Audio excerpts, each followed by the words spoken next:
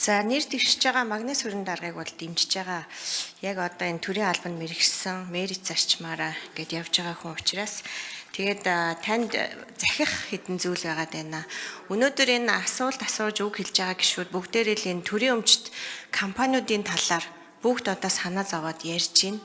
Тэгээ энэ бол одоо зүгээр бас нэг юм ярмаар байгаа учраас яриад байгаа биш. Үнэхээр тэнд анхаарах шаардлагатай юмнууд байна. Өнгөрсөн хугацаанд манай аудит бол бас гайгүй сайн ажиллаждаг. Тэр дүгнэлтүүдийн яг нарийн уншаа, танилцаа, тэрийг ажил албандаа хэрэглүүл маш чухал дүгнэлтүүд гардаг. Гагцхүү одоо жишээлбэл төрийн өмчт үйлдвэрийн газар сөрөг дүгнэлт 2 жил дараалж аваад байхад нөгөө гүйцэтгэх захирлын жинхэлждэг. Сайн ажиллалаа гэж шагнаж байгаа мó? Сөрөг дүгнэлт авч жинхлүүлэх хэрэгтэй байсан юм уу? Гэт энэ аудитын газрын дүгнэлт ерөөсөө дараа дараагийн ажил хэрэгт одоо тусгагдахгүй, энэ дээр үнсэлж дараа дараагийн шийдвэрүүд гарахгүй ийм нөхцөл байдлууд үүсэж байгаа маа. Тэгэхээр энэ дээр та өнөөдөр манай аудитын газар нэг тийм шүдгүү арслан шиг нэг дүгнэлт гарчдаг, тэр нь зүгээр цаас болоод тэр их ажил цаас болоод үлддэг биш, араас нь арга хэмжээ авагддаг тийм хууль эрх зүйн шинжилгээг аудит дотроосоо санаачлаад хийх юм бол энд одоо их хурлын гишүүд бүгд санаа зовдөг учраас дэмжиж явна гэж би бодож байгаа. Тэгээд одоо жишээлх юм бол одоо зарим орон нутгийн одоо иргэдийн хурал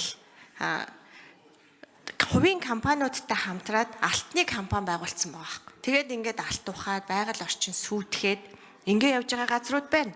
За өнөөдөр бас Эдвард гişвэлж энэ хүүхдийн байгууллага үүсч хөгжсөний 100 жилийн ой гэж тэгж байна.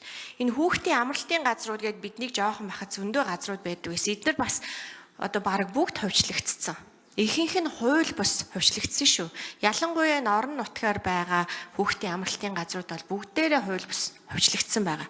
Тэгээ энтэй холбоотой мэдээллүүд орон нутгийн аудитын газрууд чинь бол тодорхой хэмжээгээр байгаа л гэж бодож байна. Дүгнэлт нь гараад идэг, араас нь ерөөсөө арга хэмжээ орон нутгийн төвшинч тэр их хурлын төвшин, засгийн төвшинч тэр ерөөсөө авагддаггүй. Тэгэхээр араас нь хариуцлага тооцдог ийм л одоо аудитын хуультай болмоор байгаа.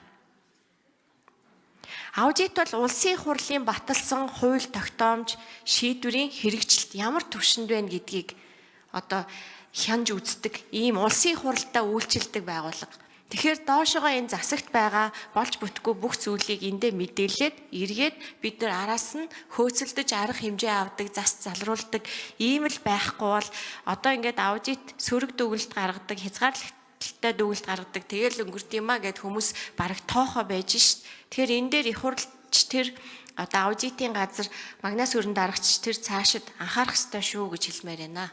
За тэгээд танд амжилт хүсье.